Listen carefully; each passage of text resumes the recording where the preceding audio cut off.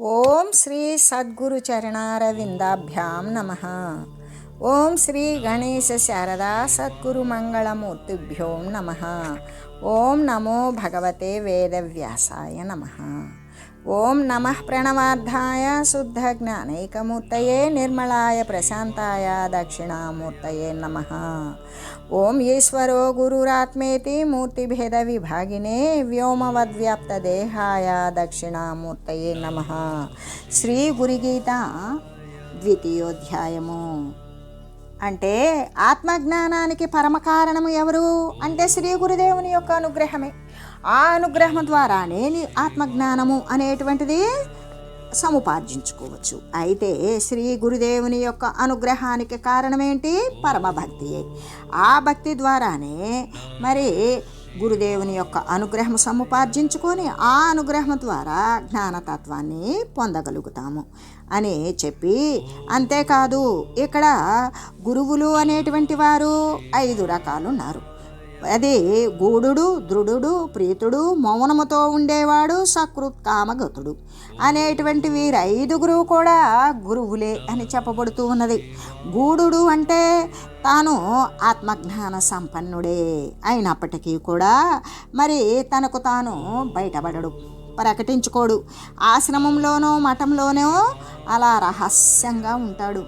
మరి అంతేకాదు ఏకాంత ప్రదేశమునందే స్థిరమైనటువంటి నివాసము కలిగిన ఉంటాడు. అంతేకాదు తన దగ్గరకు వచ్చినటువంటి వారికి మాత్రము తన గురించి తెలుసుకొని తన దగ్గరకు వచ్చి తనను ఆశ్రయించి వచ్చినటువంటి వారికి మాత్రమే పరమాత్మతత్వాన్ని గురించి బోధిస్తూ ఉంటాడు అని చెబుతూ, అది గూఢుని యొక్క లక్షణము అయినప్పుడు ఇక దృఢుడు అంటే తాను పరిపూర్ణమైనటువంటి జ్ఞానము కలిగిన వాడే అయి ఉంటాడు.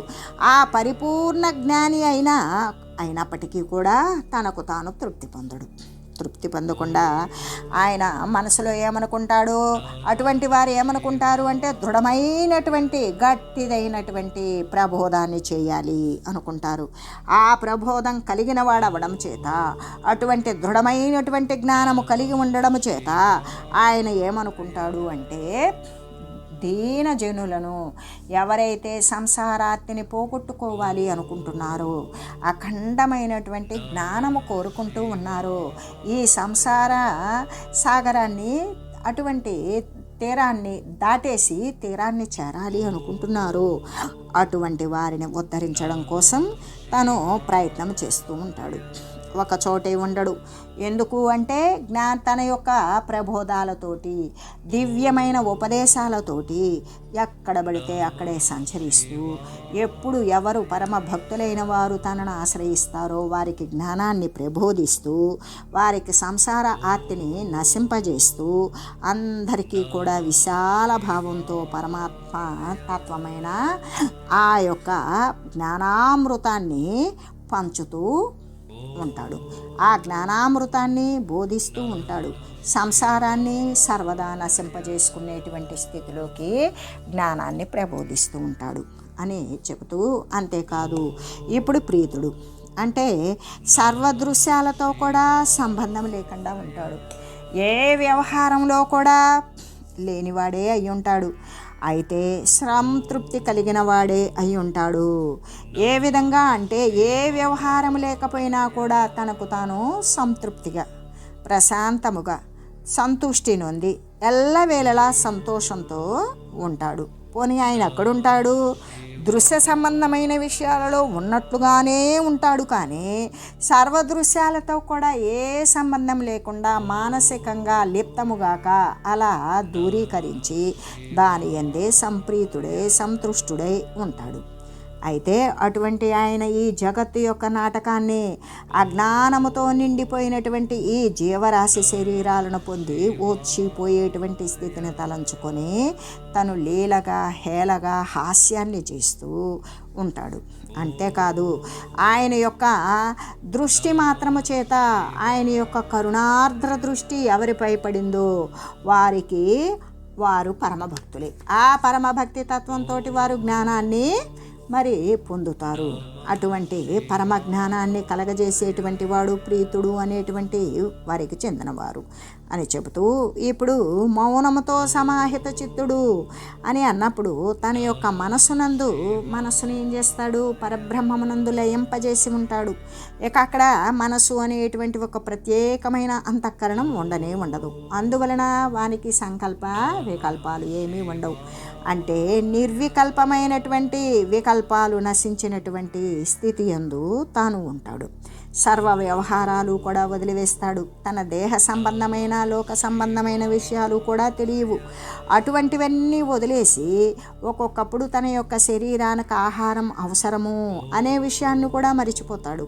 ఒక్కొక్కసారి పుచ్చుకుంటాడు. ఎవరైనా అందించి తీసుకొచ్చి ఇచ్చి ఆ సమయానికి ఆయనని మేల్కొల్పి జాగ్రత్తలోకి తీసుకొచ్చి ఆ పదార్థాన్ని ఇస్తే పుచ్చుకుంటాడు, లేకపోతే అది కూడా మరిచిపోతాడు. అటువంటి పరబ్రహ్మానందామృతాన్ని పానం చేస్తూ ఉంటాడు. ఆ ఆనందమునందే తన యందు తనే రమిస్తూ, తన యందు తనే ఆనందిస్తూ స్వాత్మానందంలో తేలియాడుతూ ఉంటాడు. అటువంటి వాడు తన యొక్క ధ్యానము అనేటువంటి బలము చేతనే, అంటే ఎల్లవేళలా తన యొక్క ధ్యానం ఎక్కడున్నది? పరబ్రహ్మానందామృతాన్ని మరి పానము చేసేవాడు ఆ పరబ్రహ్మ ధ్యానమునందే వాడు లీనమై ఉంటాడు. ఆయన యొక్క ధ్యానము దాని యొక్క బలము చేత తనను ఆశ్రయించినటువంటి వారిని తరింపజేస్తూ ఉంటాడు అని చెబుతూ, అంతేకాదు ఇక 5వ రకమైనటువంటి సకృత్ కామగతుడు అనేటువంటి గురువులు, ఈ వ్యవహారానికి చెందినటువంటి గురువులైతే వాళ్ళకి ఎటువంటి దృశ్యము అంటే దేహ దృశ్య సంబంధమైనటువంటి విషయాలు పూర్తిగా లేనివాడు. అంటే ఒకప్పుడైతే మహాసంకల్ప శక్తి చేత లోకోద్ధరణ కార్యాన్ని కూడా చేస్తాడు. ఏది? లోక సంబంధమైన వ్యవహారాలలో ఉంటూ ఒక్కొక్కసారి తన యొక్క మహాసంకల్ప శక్తి చేత లోకోద్ధరణ అంటే లోకానికి ఉద్ధరణ కార్యాలు చేస్తూ ఉంటాడు. అయితే ఆయనకి పోనీ అప్పుడైనా సరే ఈ దృశ్య ప్రతీతి ఉన్నదా? ఎప్పుడూ లేనివాడే అని చెబుతూ, కానీ వారి యొక్క సంకల్పం గనక పడిందో అంతటితో ఆ పరమ భక్తుడు కూడా మరి తరించి అఖండమైనటువంటి జ్ఞాని అవుతున్నాడు. ఎప్పుడైతే ఈ యొక్క సకృత్ కామగతుడు అనేటువంటి ఆయన యొక్క దృష్టి గనక ఎవరి మీదైతే పడిందో, దాని ద్వారా వారి యొక్క సంకల్పం గనక వాళ్ళ మీద పడితే, దృష్టి కాదు ఇక్కడ ఆలోచన, ఈ ఆలోచన అనేది ఫలానా వాడిని గురించి తలంచుకున్నారా, ఆ తలంచుకున్నటువంటి వాడు పరమ యోగ్యుడుగా మారి అఖండమైనటువంటి విజ్ఞానే అవుతూ ఉన్నాడు. సర్వ క్రియలు కూడా వానికి అనుభూతిలోకి వచ్చేస్తాయి. సర్వ జ్ఞానం కూడా వానికి అనుభూతిలోకి వచ్చేస్తుంది. అఖండమైనటువంటి ఖండము లేనటువంటి అనుభవాన్ని సంపాదించేటువంటి వాడుగా ఉంటాడు. ఏ విధంగా? ఈ మహనీయుని యొక్క ఆలోచన మాత్రము చేత. అందుకే మనకి శ్రీ శంకర భగవత్పాదుల గురించి చెప్తూ ఉంటారు. ఏమని? ఆయనకు తోటకాచార్యుల మీద అపారవారమైనటువంటి కరుణ కలిగింది. ఒకసారి కలిగినప్పుడు ఆ విధంగా ఆలోచన మాత్రము చేతనే ఈయన యొక్క బట్టలు ఉతికి శుభ్రం చేసిన బట్టలు తీగ మీద ఆరేస్తూ ఉన్నటువంటి తోటకాచార్యుల పైన ఈయన యొక్క ఆలోచన దృష్టి రెండు ప్రసరింపబడేటప్పటికీ దాని నుండి ప్రసరించినటువంటి దివ్య అఖండమైనటువంటి జ్ఞానం క్షణాలలో మొత్తం ఆయనకి పూర్తిగా ప్రసరించింది. దాని ద్వారా ఆయన అఖండమైనటువంటి జ్ఞాననిధి, అఖండమైన విజ్ఞాన ఖని అయ్యి ఉన్నాడు అనేటువంటి విషయాలను గురించి మనకి మహనీయులు తెలియజేసి ఉన్నారు కదా. అలాగే ఇలాగా కొంత భేదము చేత 5 రకాలుగా కూడా గురువులు ఉంటూనే ఉన్నారు. వారందరూ కూడా మరి వారిని ఆశ్రయించినటువంటి పరమ భక్తులని తరింపజేస్తూనే ఉంటారు. అయితే ఇంకా కూడా గురువులు అనేటువంటిది ఎటువంటి వృత్తి కలిగి ఉంటారు అంటే, వారు ఈ 5 రకాలలో కూడా గురువులకి కొన్ని వృత్తి ఉంది. దేన్ని ఆసరా చేసుకుంటారు, ఏ ప్రకారం వాళ్ళు వాళ్ళ యొక్క జ్ఞాన ప్రబోధం అనేది అవతల వారికి అందిస్తారు, ఆ వృత్తి ఏమిటి అనేటువంటిది విహంగ వృత్తి. అంటే పక్షిలాగా అన్నమాట. ఒకటి రెండవది కూర్మవృత్తి తాబేలులాగా అన్నమాట. మరి మూడవది మత్స్యవృత్తి అంటే చేపలు చేసేటువంటి విధానంలాగా. ఈ విధంగా 3 రకాలైనటువంటి వృత్తులు గలవారై ఉంటారు మహనీయులు, గొప్పవారు, ఇటువంటి పరమ గురువులు. ఇక్కడ విహంగమ వృత్తి అంటే ఏ విధంగా పక్షి గనక రెక్కల లోపలికి తన గుడ్లు, తను పెట్టినటువంటి గుడ్లు రెక్కలలోకి పొదువుకుంటుంది.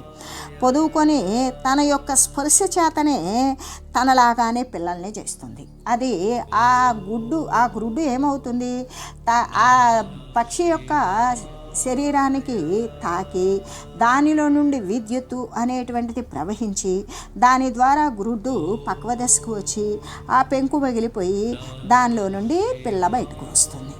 ఈ విధంగా ఎలా అంటే పక్షి రెక్కల లోపల గుడ్లు ఉంచుకుంటుంది కదా, ఆ ఉంచుకున్నప్పుడు దాని యొక్క స్పర్శ చేతనే తనలాంటి పిల్లల్నే తయారు చేస్తూ ఉంటుంది. అయితే ఆ ప్రకారంగానే ఆత్మబోధ స్వరూపుడైనటువంటి గురువు కూడా ఏం చేస్తాడు, ఆత్మ ప్రబోధాన్ని చేయాలి అనుకున్నప్పుడు తన యొక్క స్పర్శ ద్వారానే మరి ఆ పరమ భక్తుడిని ఏ విధంగా ఆత్మజ్ఞానవంతుణ్ణి చేయాలి అనుకున్నప్పుడు ఏం చేస్తాడు ఆ సద్గురుమూర్తి, హస్తమస్తక సంధాన యోగం, హస్తం తన యొక్క అరచేయి మరి ఎదురుగా ఉన్నటువంటి పరమ భక్తి కలిగినటువంటి వానికి, ఇక్కడ ఎవడికి పడితే వానికి ఇటువంటి ఆత్మజ్ఞానం ప్రబోధించడం సాధ్యమవుతుందా అంటే వానికి అప్పటికప్పుడు వాడేమీ చేయలేకపోవచ్చు. గతంలో విశేషమైనటువంటి జ్ఞానాసక్తి కలిగినటువంటి వాడు మాత్రమే అటువంటి సద్గురువు దగ్గరకు ఈ శరీరంతో ఏమీ చేసి ఉండకపోవచ్చు. వాని యొక్క గత వాసనలు జ్ఞాన సంబంధమైన వాసనలైతేనే అది ఈ శరీరంతో వానికి ఉన్న ఫలంగా ఉత్పన్నమైంది అని చెప్పవచ్చు. అంటే గతంలో ఉన్నటువంటిది వెంటాడుతుంది అంటే వెంటాడుతుంది, దానికి పరిపక్వ స్థితి అనేది ఏమీ తెలియని వాడిని తీసుకొచ్చి గురువు ముందు నిలబెడితే శ్రీ సద్గురుమూర్తి తన యొక్క చేతిని వాని యొక్క శిరస్సుపై ఉంచాడు అంటే దానికి అర్థం ఏంటి, వాడు ఇప్పుడు చూసింది శ్రీ సద్గురుమూర్తిని, ఇది ప్రథమం కావచ్చు, కానీ వారిద్దరి సంబంధం గత శరీరంలో వాడికి ఉన్నటువంటి విశేషమైనటువంటి జ్ఞాన వాసన ప్రాబల్యం ద్వారానే మళ్ళీ శ్రీ సద్గురుమూర్తిని దర్శించి ఆయన యొక్క అనుగ్రహానికి పాత్రుడే ఆయన యొక్క హస్తం వాని శిరస్సును ఉంచడానికి కారణమై ఉంటుంది. దీనిని గురించి మనకి అంత వివరంగా తెలియకపోయినప్పటికీ కూడా దానిని ఇలాగా వచ్చాడు, ఎన్నో సంవత్సరాల నుండి నేను కాచుకుని ఉన్నాను, నాపై ఇటువంటి అనుగ్రహం చూపలేదు, ఇప్పుడంటే ఇప్పుడు వచ్చాడు, వాని యొక్క ఆర్థిక పరిస్థితి చూసి శ్రీ సద్గురుదేవుడు ఈ విధంగా చేశాడు అని ఒక స్వల్పమైనటువంటి విషయానికి లోబడి స్వల్పత్వంగా అఖండ స్వరూపులని గురించి ఆలోచన చేస్తే పరమ పాపానికే మనం లోబడిపోతాము, పరమ కర్మలకు లోబడిపోయి శ్రీ సద్గురుమూర్తి యొక్క కరుణా కటాక్ష వీక్షణాలకు మనం దూరం అయిపోయి మన జ్ఞానబోధన మనమే అంతరింపజేసుకొని మరి ఏ విధంగా అంటే ఇది ఎన్ని నాట్ల పుణ్యమో అనేటువంటి విశాలమైనటువంటి భావన లేదు అంటేనే నీకు స్వల్పమైనటువంటి స్థితి ప్రాప్తించబోతుంది అనే అర్థమే కదా. ఆ అర్థ ప్రకారమే మనం అతన్ని అనుకోవడం కాదు, శ్రీ సద్గురుమూర్తి యొక్క విశేషమైన ఆ జ్ఞాన విషయాన్ని కూడా మనం శంకించాము అంటే అది కూడా ఒక వస్తుతత్వంలోకి దృశ్యమాన విషయంలోకి తీసుకొచ్చి మన బుద్ధికి సరిపోయే దాంట్లో మనం దాన్ని స్వల్పపరుచుకొని అటువంటి ఆలోచన చేశాము అంటే మనం స్వల్పమైనటువంటి స్థితికి దిగజారిపోతాము. అటువంటి స్థితి మనదైనటువంటి ఏకాభిప్రాయాన్ని ఏకరసమాత్రమైన సర్వవ్యాపకమైన పరమాత్మతత్వమనందు ఆ బోధన చేసేటువంటి వాని యందు కూడా అత్యంతమైన భక్తి శ్రద్ధలతో నెలకొల్పుకోవాలే కానీ ఏమాత్రము సందేహము అనేది గనక మనకు వచ్చిందో అది ఏ విధంగా అంటే సంశయం అనేటువంటిది గనక నశించలేదు అనుకో దేహాల పరంపర అనేది కొనసాగుతుంది. అందుకే సంశయరహితమే పరమపదము. సాక్షాత్తు జ్ఞానతత్వాన్ని పరమాత్మతత్వాన్ని బోధించే సద్గురువునే శంకిస్తే నువ్వు ఎన్ని శరీరాలు ధరించుకునేటువంటి కర్మను నువ్వు ప్రోధి చేసుకుంటున్నావు. మానసికంగా నీ ఆలోచన నీ శంకల చేత నీ యొక్క శరీరాలను ఎన్ని రావాలని కోరుకుంటున్నావు. అప్పుడు నువ్వు ఈ శిష్యులలో ఉంటేనేమి లేకపోతేనేమి నాటకం అనేటువంటిది మానసికమైనటువంటి పరిపక్వత నీకు లేకపోతే దాని యొక్క పర్యవసానం కూడా ఆ ఫలితం కూడా నీదే అవుతుంది అని తెలియజేస్తూ, అంతేకాదు ఇక్కడ ఏ పక్షి అనేటువంటిది, పక్షి ఏ విధంగా తన గ్రుడ్లను తన రెక్కల లోపలకు పొదువుకొని తనలాగే పిల్లల్నిలాగా చేస్తుందో, ఆ ప్రకారంగానే పరమాత్మ స్వరూపాన్ని, పరమాత్మ బోధని పరమాత్మ స్వరూపుడైన ఆ ఆత్మబోధ స్వరూపుడగు గురువు హస్తమస్తక సంయోగం ఆ శిష్యుని శిరస్సుపై తన యొక్క హస్తం పెట్టి, అప్పుడు దానినే అంటారు అనుగ్రహ దృష్టి చేత శక్తిపాతమని. గురువులో ఉన్నటువంటి విషయమంతా కూడా శిష్యునికి వచ్చి చేరుతుంది. ఆ విధంగా చేరినప్పుడు అప్పటిదాకా ముసుగు వేయబడి ఉన్నటువంటి శిష్యుని యొక్క అజ్ఞానమంతా, ఆవరించిన అజ్ఞానమంతా తొలగదీయబడుతుంది. అప్పుడు అలా తొలగించి వేసి తనలాగానే ఆ శిష్యుణ్ణి కూడా జ్ఞాన సంపన్నునిగా చేస్తాడు. ఇది అయితే ఈ విహంగమ వృత్తి అనేటువంటిది కొంతమంది అనుసరిస్తే, మరి కొంతమంది ఏం చేస్తారు, కూర్మ వృత్తి అంటే పక్షి తన పిల్లల్ని దగ్గరకు చేర్చుకొని బిడ్డలుగా తయారు చేసినట్లే తన యొక్క శక్తి, తన యొక్క మరి ఆత్మతత్వాన్ని శిష్యుడైనటువంటి వాని యొక్క హస్తమస్తక సంధాన ప్రక్రియ ద్వారా, ఆ యొక్క అనుగ్రహం ద్వారా ఆత్మతత్వాన్ని బోధించేటువంటి విహంగమ వృత్తి అనేటువంటిది తెలుసుకొని, రెండవది అయిన కూర్మ వృత్తి. ఈ కూర్మ వృత్తి అనేటువంటిది అంటే తాబేలు కూడా గ్రుడ్లు పెడుతుంది.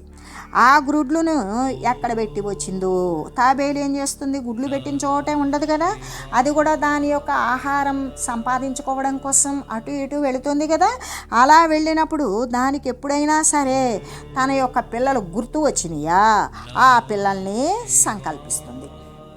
అది అలా ఎక్కడైతే ఆ గుడ్లు ఉంచిందో మనస్సులో ఆ గుడ్లు గురించి, ఓహో ఇప్పుడు నేను పెట్టినటువంటి గుడ్లు ఇక్కడ ఉన్నవి కదా అని దాని యొక్క మానసికమైనటువంటి సంకల్పం కలిగిందో, ఆ సంకల్పించి అలా తదేకంగా సంకల్పనలో నిలబడి ఉన్నప్పుడు తన పిల్లలన్నీ కూడా, అంటే తన గుడ్లన్నీ పగిలి మొత్తం పిల్లలైపోతాయి.